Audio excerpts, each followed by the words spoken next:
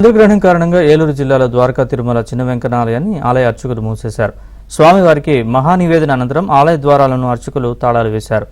రేపు ఉదయం ఆలయాన్ని తెరిచి సంప్రోక్షణ అనంతరం స్వామివారికి నివేదన సమర్పణ తర్వాత సర్వదర్శనానికి భక్తులకు అనుమతి కల్పిస్తామని ప్రధాన అర్చకులు రాంబాబు తెలిపారు.